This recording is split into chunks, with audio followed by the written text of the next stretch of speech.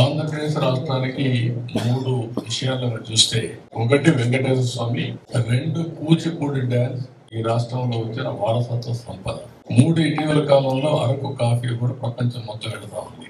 ఇలాంటి వారసత్వ సంపదని ప్రమోట్ చేయడం మన బాధ్యత.